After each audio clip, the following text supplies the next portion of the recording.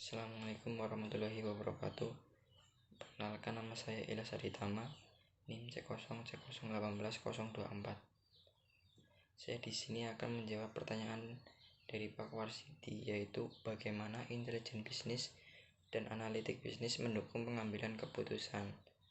Sebelum saya menjawab pertanyaan tersebut, saya akan sedikit menjelaskan apa yang dimaksud dengan intelijen bisnis.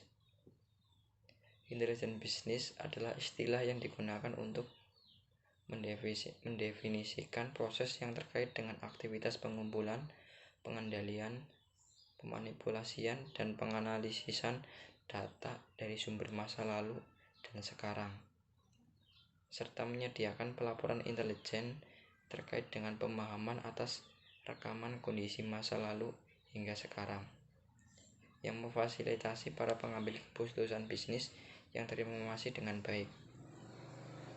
Lalu saya akan sambung dengan menjawab pertanyaan dari Pak Warsidi, yaitu bagaimana intelijen bisnis dan analitik bisnis mendukung pengambilan keputusan.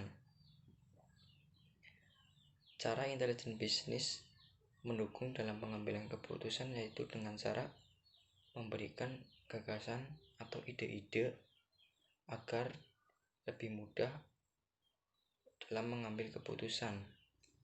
Adapun idenya di sini yang diberikan adalah informasi yang bersifat kritis bagi usaha terkait perilaku dan tren bisnis dan pasar yang disajikan secara tepat waktu dan bersifat interaktif. Lalu terdapat kemampuan untuk mencari dan menggali informasi kunci yang mengidentifikasikan kekuatan dan kelemahan untuk membantu pengambilan keputusan secara baik. Informasi disajikan pada waktu yang tepat, bisa dibaca dan dipahami dengan baik. Intelijen bisnis yang handal malah akan bisa digunakan untuk mengungkap atau menemukan adanya cacat dalam proses bisnis. Akhir yang diraih dalam intelijen bisnis setidaknya ada 3, yaitu keputusan pelanggan, pengurangan biaya, dan peningkatan pendapatan. Ya, mungkin cukup sekian penjelasan dari saya tentang bagaimana intelijen bisnis mendukung pengambilan keputusan. Untuk analitik bisnis akan dijelaskan oleh teman saya, yaitu Hanugrah Dewanto. Untuk Hanugrah Dewanto, saya persilahkan.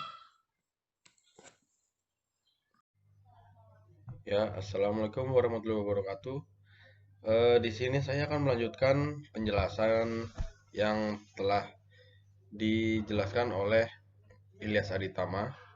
Ya, sebelumnya perkenalkan, nama saya Hanugrah Dewanto Cahyono Putra, NIM channel 18029. Saya di sini akan menjelaskan tentang analisis bisnis untuk pengambilan keputusan. Ya.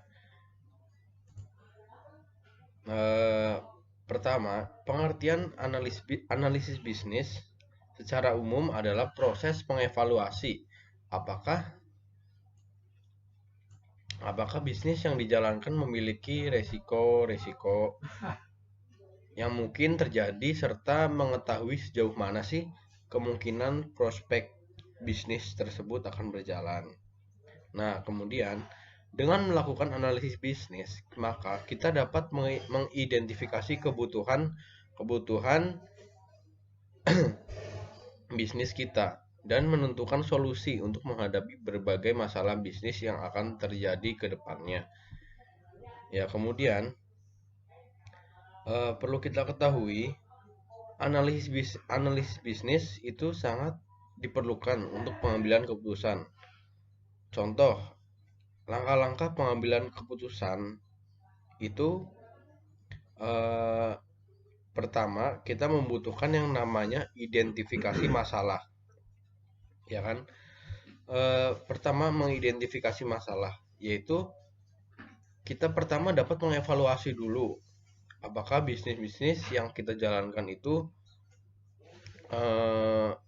mempunyai suatu masalah atau tidak, ya kan? Nah, kemudian misalnya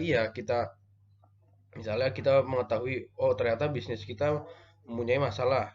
Kemudian di situ analisis bisnis dapat membantu kita untuk kemudian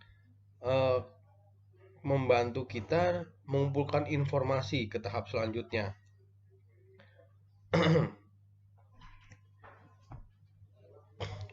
Misal identifikasi masalah, misal masalah bisnis kita yaitu menurunnya tingkat penjualan bisnis yang terjadi di dalam bisnis kita. Nah, dalam tahap pengumpulan informasi, dalam tahap tersebut